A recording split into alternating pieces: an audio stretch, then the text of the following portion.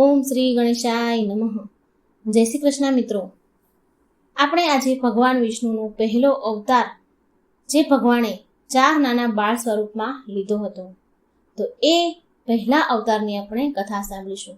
ભગવાન વિષ્ણુએ આમ તો 24 અવતાર ધારણ કર્યા છે, એમાં 10 પ્રમુખ મુખ્ય અવતાર છે, પણ આપણે 24 અવતારની વાર્તા સાંભળવાની કોશિશ કરીશું. બનશે ત્યાં સુધી મિત્રો 24 અવતારનો વિડીયો હું મારી ચેનલમાં મૂકવાની પૂરી કોશિશ કરીશ.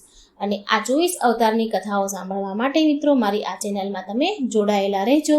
અને વિડીયો સારો લાગે તો લાઈક કરજો, શેર કરજો, જેથી આ ભગવાનના 24 અવતારની કથા બીજા લોકોને પણ જો ન સાંભળી હોય તો સાંભળવા મળે અને પુણ્યના ભાગીદાર તમે બનો. તો આ કથાને પૂરા મનથી ધ્યાનથી સાંભળજો અને તમારા જીવનને ધન્ય કરજો.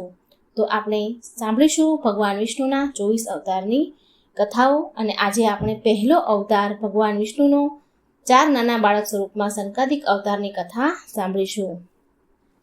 4 નાના 5 વર્ષના બાળક જે સદાય વિષ્ણુ ભક્તિમાં મગ્ન રહે છે. ભક્તિ સિવાય એમને કોઈ કાર્ય નથી સૂઝતું. ઓમ નમો ભગવતે વાસુદેવાય. જય શ્રી હરિ વિષ્ણુની જય, મા લક્ષ્મીની જય. સવારે ભક્તિ, સાંજે ભક્તિ, ચારેય પહોર ભક્તિ. આ બાળકો ચારેય પહોર ભક્તિ કરે છે. તે બાળકોના કારણે ભગવાન વિષ્ણુને વિભિન્ન અવતાર કે શ્રી કૃષ્ણ અને રામચંદ્ર જેવા અવતાર લેવા પડ્યા. તો એ નાના 4 બાળક કોણ છે? તેમણે એવું તો શું કર્યું કે શ્રી હરિને વિભિન્ન અવતાર લેવા પડ્યા? એ બધું જ આપણે જાણીશું આ વિડીયોમાં. શ્રી ભાગવત કથામાં વર્ણિત કથાને આપણે પૂરા મનથી સાંભળીશું. ભાગવત કથા તન મનને પવિત્ર કરવા વાળી છે. આનાથી મનના વિકાર દૂર થાય છે તથા વ્યક્તિ ભગવાનની ભક્તિ તરફ આગળ વધે છે, પ્રેરાય છે ભક્તિ માટે આપણું બીજું મન એટલે કે ચંચળ મનથી સાંભળીને ભગવાનની ભક્તિથી દૂર ન થાવ. આમ કરીને આ પવિત્ર કથાનો અનાદર ન કરો અને કથાને અડધી છોડીને ન જશો, નહીં તો એ વ્યક્તિ કોઈ પણ જન્મમાં પાપોથી મુક્ત નથી થતો. કારણ કે ભગવાનની કથા વાર્તા પૂરી જ સાંભળવી જોઈએ. અધૂરી કથાથી અનાદર થાય છે. અને આ વાતનું કથન સત્યનારાયણની કથામાં પણ વર્ણન થયેલું છે. તો મિત્રો ભગવાનની કથાઓ ક્યારેય અધૂરી ન છોડવી જોઈએ. આ કથાને શ્રદ્ધા ભક્તિથી સાંભળો તથા પુણ્યની પ્રાપ્તિ કરો. તો ચાલો આપણે સાંભળીએ આજની આ પાવન કથા. ઓમ ગંગ ગણપતે નમઃ. ઓમ નમો ભગવતે વાસુદેવાય. તો ચાલો શરૂ કરીએ. સર્વપ્રથમ બ્રહ્માની ઉત્પત્તિથી જળમાં ઉત્પન્ન થયેલ. બ્રહ્માજીની ઉત્પત્તિ જળમાં ઉત્પન્ન થયેલ કમળમાંથી થઈ. તેમણે કમળની ડાળીની અંદર ઉતરીને તેનું મૂળ શોધવાનો પ્રયત્ન કર્યો, પણ એનું મૂળ શોધી ન શક્યા બ્રહ્માજી, અને ફરી પાછા કમળ પર આવીને બિરાજમાન થઈ ગયા.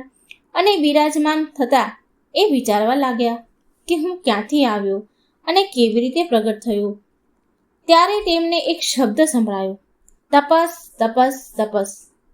એટલે બ્રહ્માજીએ 100 વર્ષ સુધી આંખો બંધ કરીને તપસ્યા કરી. પછી બ્રહ્માજીને ભગવાન વિષ્ણુની પ્રેરણાથી સૃષ્ટિ રચનાનો આદેશ મળ્યો.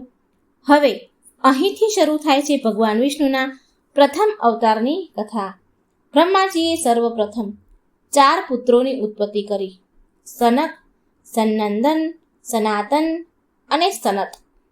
બ્રહ્માજીએ આ 4 પુત્રોને સૃષ્ટિ રચનાનો આદેશ આપ્યો, પરંતુ એ ચારેય સૃષ્ટિ રચના છોડીને તપસ્યામાં લીન થઈ ગયા. તેમના પુત્રોને આમ કરવાથી, એની તપસ્યા કરવાથી, ભગવાનની ભક્તિ કરવાથી, આ બધું કરતા જોઈ બ્રહ્માજી ક્રોધિત થયા. એ સમયે જે આ 4 કુમાર પ્રગટ થયા હતા એ શુદ્ધ સતગુણ સ્વરૂપમાં, એમાં રજોગુણ તમોગુણ હતા નહીં, શુદ્ધ સતગુણ હતા. અને ના તો એમાં પ્રમાદ, નિંદ્રા કે આળસ હતી, અને ના સૃષ્ટિના કાર્યમાં તેમને કોઈ રુચિ હતી, ના કોઈ એમની પ્રવૃત્તિ હતી સૃષ્ટિના કાર્યની રચના કરવાની. એમને એમાં રસ જ નહોતો. બ્રહ્માજીએ ચારેયને સૃષ્ટિ રચવાનું કહ્યું, તો તેમણે સૃષ્ટિ કરતા બ્રહ્માજીને આ આજ્ઞા સ્વીકાર કરી નહીં. વિશ્વમાં જ્ઞાનની પરંપરા બનાવી રાખવા માટે સ્વયં ભગવાનને આ 4 કુમારના રૂપમાં અવતાર ધારણ કર્યો હતો. કુમારોની જન્મજાત રુચિ ભગવાનના નામ તથા ગુણોના કીર્તન કરવા માટે, ભગવાનની લીલાઓનું વર્ણન કરવા અને પાવન લીલાને સાંભળવા માટે હતું. ભગવાનને છોડીને એક પણ ક્ષણ તેમનું ચિત્ત સંસારના કોઈ પણ વિષયમાં જતું નહીં.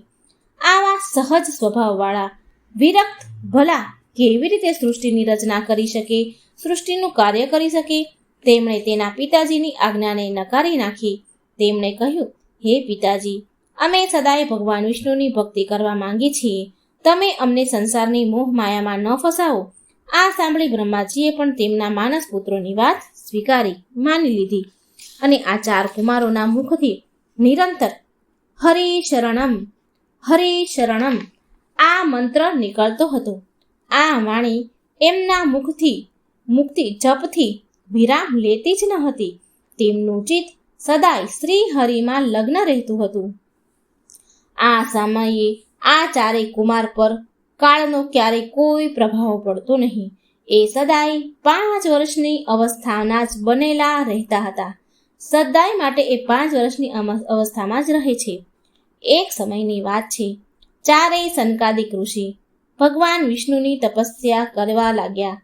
તપસ્યા દરમિયાન ભગવાન વિષ્ણુ અતિશય પ્રસન્ન થયા અને તેમણે એ 4ને ભગવાને વરદાન માંગવાનું કહ્યું. હવે 4 કુમારોએ ભગવાનને કહ્યું, હે પ્રભુ, તમારા દર્શન માત્રથી અમારું ચિત્ત નિર્મળ થઈ ગયું છે. અમને તો તમારાથી એ વરદાન જોઈએ છે કે અમે હંમેશા સદાય માટે 5 વર્ષના બાળક જ બનેલા રહીએ.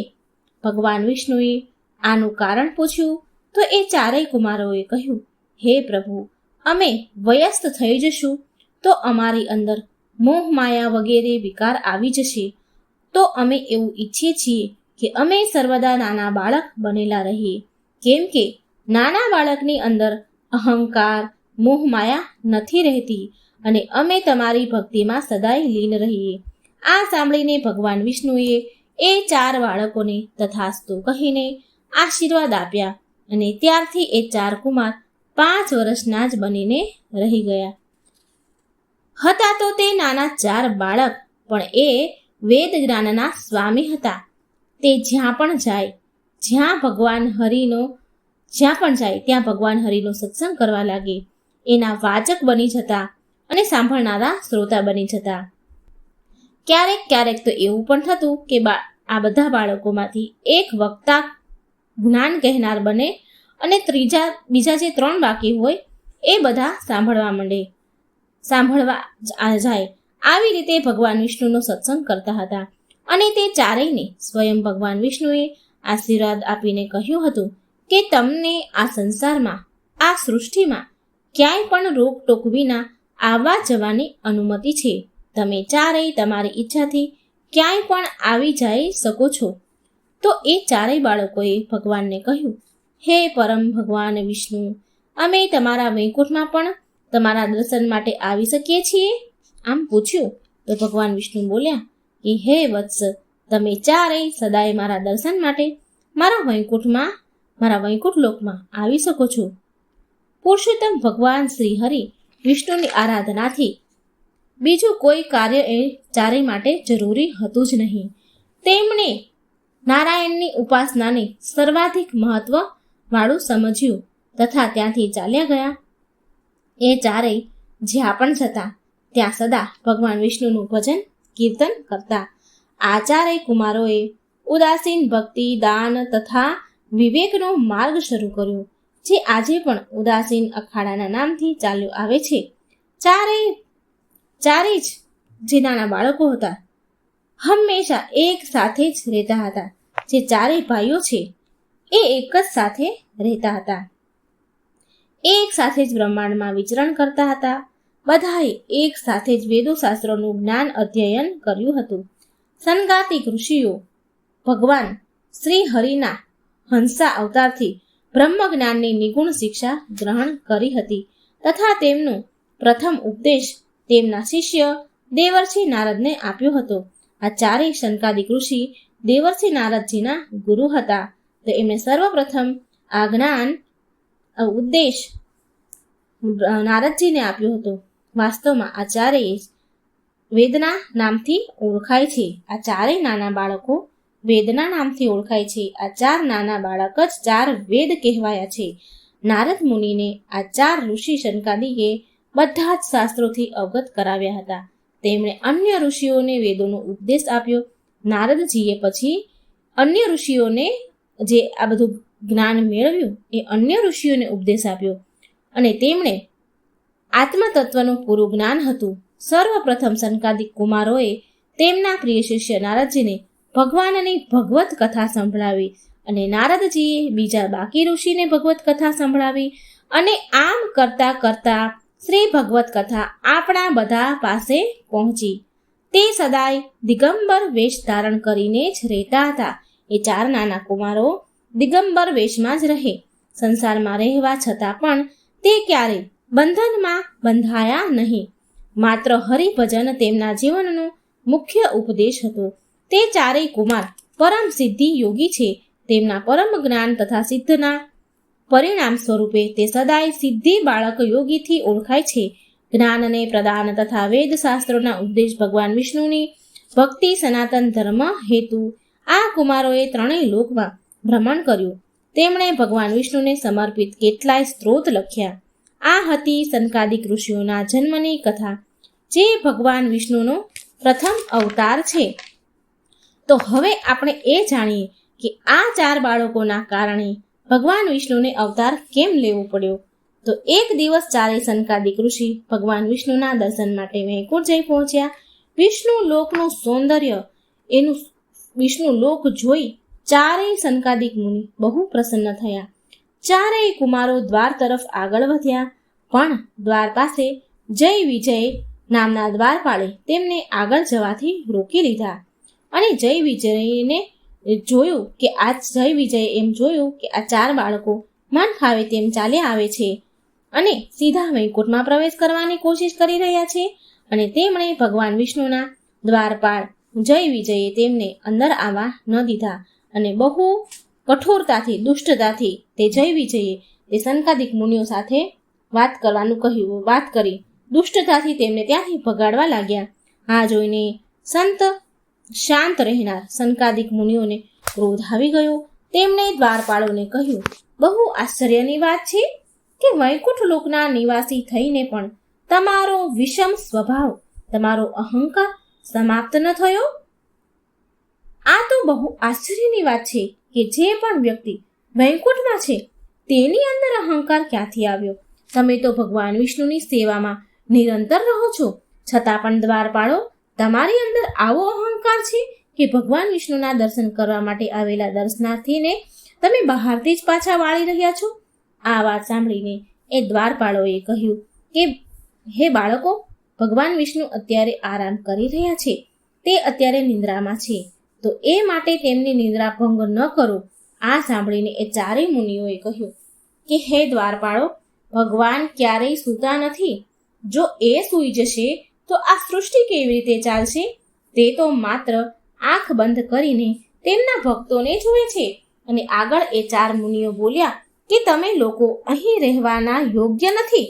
તમે જય વિજય અહીં દ્વારપાળ રહેવાના યોગ્ય નથી. અમે 4 ભાઈઓ, અમે 4 ઋષિ તમને શ્રાપ આપીએ છીએ કે તમે નીચે મૃત્યુલોકમાં ચાલ્યા જાઓ, તમારું પતન થશે.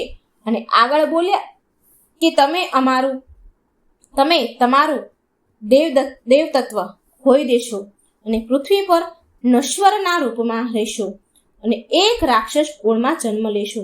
જય વિજયને આ શ્રાપ સાંભળી અને પોતાની ભૂલ સમજાણી પછી એ 4 મુનિને તેમનો શ્રાપ પાછો લેવા માટે કહ્યું, કરગરવા લાગ્યા અને ભગવાન વિષ્ણુને મોટેથી બૂમો પાડી પુકારવા લાગ્યા. અને જય વિજયનો પોકાર સાંભળીને ભગવાન વિષ્ણુ તરત જ દ્વાર પર આવી પહોંચ્યા અને જય વિજયે પૂરી ઘટના વિશે ભગવાન વિષ્ણુને વિસ્તારથી સંભળાવીને કહ્યું. અને જય વિજયે ભગવાન વિષ્ણુને શ્રાપ પાછો લેવા માટે અનુરોધ કર્યો. પણ ભગવાન વિષ્ણુએ કહ્યું કે એકવાર દીધેલો શ્રાપ ક્યારેય પાછો લઈ શકાતો નથી, કારણ કે જો આમ કરવાથી શ્રાપ દેનારાનું અને તેમના તપનું અનાદર થાય છે અને કર્મ ચક્ર પણ બાધામાં આવે છે, પરંતુ તમે તમારા સ્થાન પર તમારા કાર્યને સંભાળી રહ્યા હતા, તમારી ફરજ નિભાવી રહ્યા હતા. માટે હું તમને આ શ્રાપથી જલ્દી મુક્ત થવાનો 2 ઉપાય કહું છું. તમે તમારી ઈચ્છા અનુસાર કોઈ પણ એક ઉપાય પસંદ કરો. પહેલો ઉપાય એ છે કે તમે બંને ધરતી ઉપર 7 વાર ભક્તના રૂપમાં જન્મ લો, કે પછી બીજો ઉપાય છે કે મારા શત્રુના રૂપમાં 3 વાર મારા હાથથી અંતગતિને પ્રાપ્ત થાવ. તમે કયો ઉપાય નક્કી કરશો મને કહો. એટલે જય વિજયે હાથ જોડીને ભગવાન વિષ્ણુને કહ્યું, હે ભગવાન વિષ્ણુ, અમે ધરતી પર 3 વાર જ જન્મ લેવા માંગીએ છીએ, જેનાથી અમે જલ્દી તમારી સેવામાં અમે અમારા પ્રભુની સેવામાં પાછા આવીએ. 3 જન્મમાં પ્રભુ અમારો વધ કરશો અને એ 3 જન્મમાં અમને તમારા દર્શન થશે. ભગવાન વિષ્ણુ આ સાંભળી ખુશ થયા. ભગવાન વિષ્ણુ એમની ભક્તિને જોઈને હસ્યા અને એમના આ 3 જન્મ માટે તથાસ્તુ કહ્યું અને જય વિજય ત્યાંથી ચાલ્યા ગયા. પછી જય વિજય આગળના જન્મમાં હિરણ્યાક્ષ અને હિરણ્યકશ્યપના નામથી દૈત્ય બન્યા અને ભગવાન વિષ્ણુએ તેના ભક્તને 4 સંકાદિક કુમારોને એમ કહ્યું કે સંકાદિક કુમારો, હું મારા દ્વારપાળ જય વિજય દ્વારા અનઉચિત વ્યવહાર માટે ક્ષમા પ્રાર્થી છું. અને આમ કહીને ભગવાન વિષ્ણુ ત્યાંથી અંતર્ધ્યાન થઈ ગયા. પછી જય વિજય હિરણ્યકશ્યપ અને હિરણ્યાક્ષ નામના 2 દૈત્ય બન્યા. હવે આપણે જાણીએ કે દ્વારપાળ જય વિજય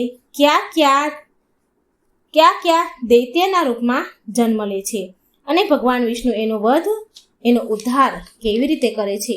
જ્યારે હિરણ્યાક્ષે ધરતીને તેના ક્ષેત્રમાંથી બહાર કાઢીને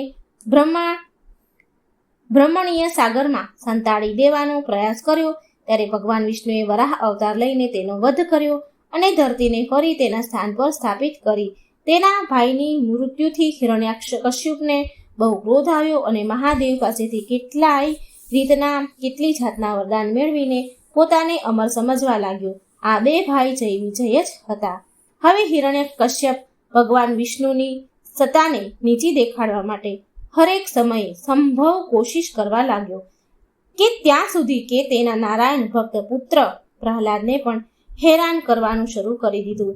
ત્યારે ભગવાન વિષ્ણુએ નરસિંહ અવતાર લઈને હિરણ્યકશ્યપનો વધ કર્યો અને આવી રીતે ભગવાન વિષ્ણુએ હિરણ્યકશ્યપ અને હિરણ્યાક્ષ આ બંનેને આ જન્મમાંથી મુક્તિ આપી.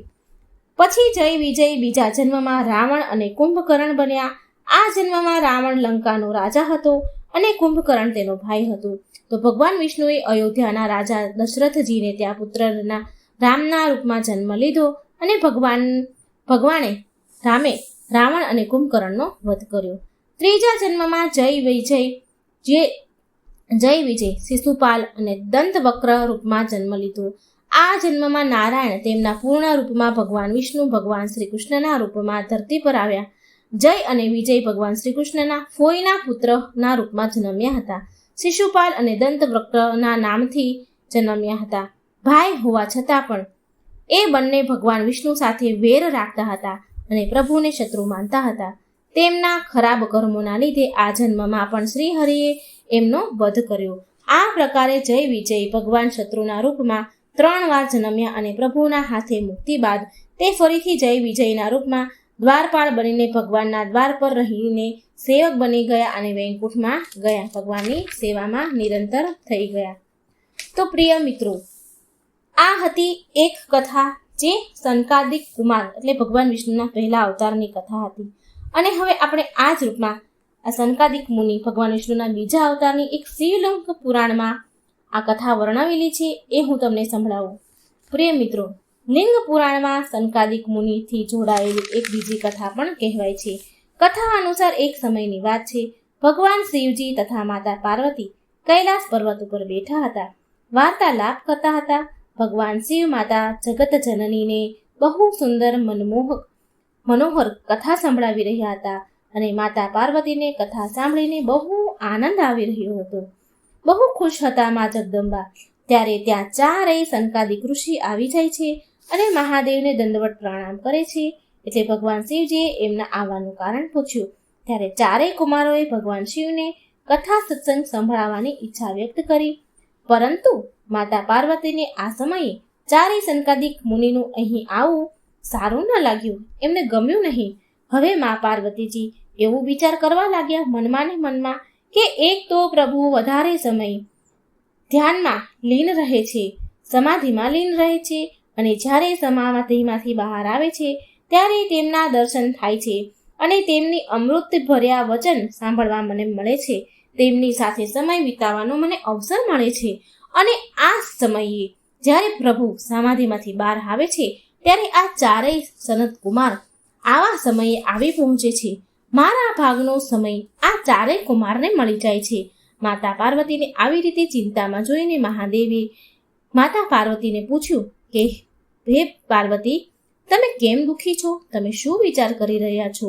ત્યારે મા પાર્વતી બોલ્યા કે હે દેવાધિદેવ, હે પતિ પરમેશ્વર, હે મારા સ્વામી, જ્યારે તમે મારી સાથે સુખદ સમય વિતાવી રહ્યા હો છો ત્યારે જ આ ચારેય કુમારો અહીં આવી જાય છે. ચારેય કુમારોનું આવવાનું થાય છે અને તમે કથા વાર્તા કહેવાનું એમને શરૂ કરો છો. તમે મારો સમય એને આપી દો છો અને તમે મને ભૂલી જાઓ છો અને મને છોડીને આ ચારેય સંકાદિક ઋષિને કથા વાર્તા કહેવા માંડો છો. અને આ ચારેય કુમારો ઊંટની જેમ ડોંક ઊંચી કરીને સાંભળ્યા કરે છે.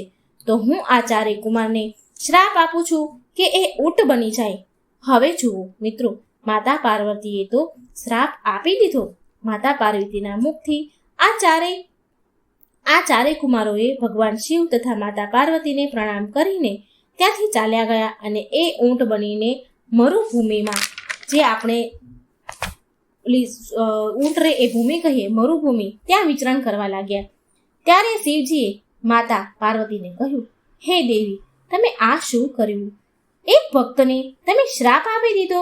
દેવી, આપણા આરાધ્યની કથા વાર્તા સાંભળવા વાળા ભક્ત તથા સંભળાવનારાને પરમ આનંદની પ્રાપ્તિ થાય છે. શ્રી હરિ સદાય પ્રસન્ન રહે છે. તો આવામાં એનાથી કોઈ અપરાધ નથી થયો.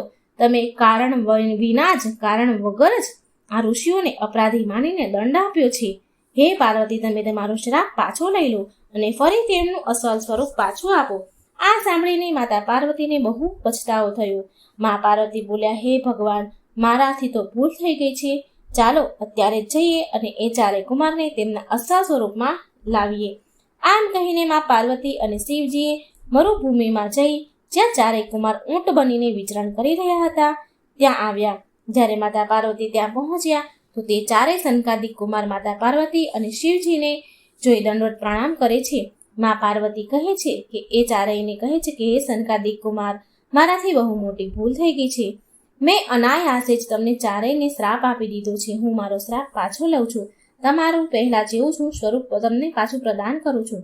આ સાંભળીને ચારેય કુમાર બોલ્યા, નહીં નહીં માતા, તમે આવું ન કરો.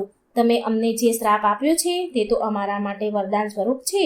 હે માતા, અમે ઊંટ બનીને બહુ પ્રસન્ન છીએ. માતા, અમને ઊંટનું બનવું પ્રસન્ન છે. માતા, અમે ઊંટ બનીને એ જાણ્યું છે કે અમને તો કોઈ પણ વસ્તુની જરૂરત જ નથી. પહેલાં તો અમને લંગોટી, કમંડળની અને અનેક વસ્તુઓની જરૂર પડતી હતી. ત્યારે અમે ભગવાનનું ભજન કરતા હતા.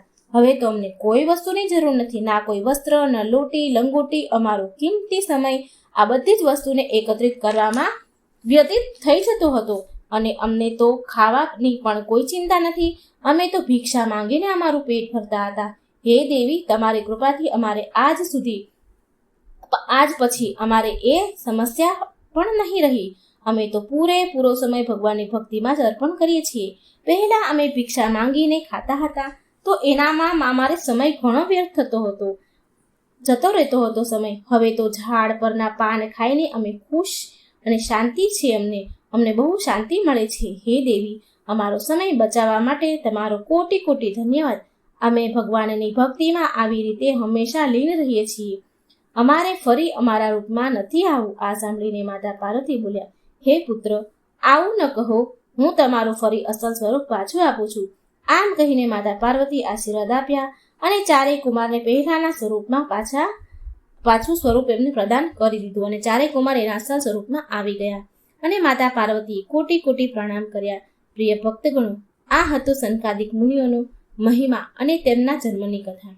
આ પ્રકારે ભગવાન વિષ્ણુએ સંકાદિક મુનિના રૂપમાં જન્મ લીધો અને આ જન્મ પછી શરૂ થાય છે ભગવાન વિષ્ણુના બીજા અન્ય અવતારો.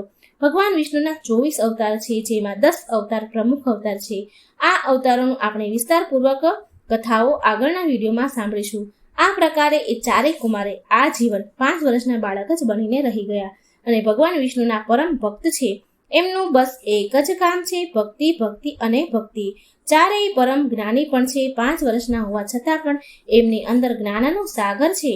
એમણે જ સર્વપ્રથમ ભગવદ્ ગીતા તેમના પ્રિય શિષ્ય નારદજીને સંભળાવી હતી અને નારદજીએ અન્ય ઋષિમાં પ્રચાર કર્યો અને એ ઋષિ મુનિઓ પાસેથી ભાગવત કથા આપણા સુધી પહોંચી અને આપણને સાંભળવા મળી. તો મિત્રો, આ હતી ભગવાન વિષ્ણુના પહેલા અવતારની સંકાદિક ઋષિ 4 નાના સ્વરૂપના બાળકની કથા. મિત્રો, જો આ કથા સારી લાગે તો વિડીયો સારો લાગે લાઈક કરજો, શેર કરજો, બીજાને પણ આ પાવન કથા સાંભળવાનો અવસર આપજો અને મારી આ ચેનલને સબસ્ક્રાઈબ કરવાનું ભૂલશો નહીં. જય શ્રી કૃષ્ણ. રાધે રાધે. Thank you.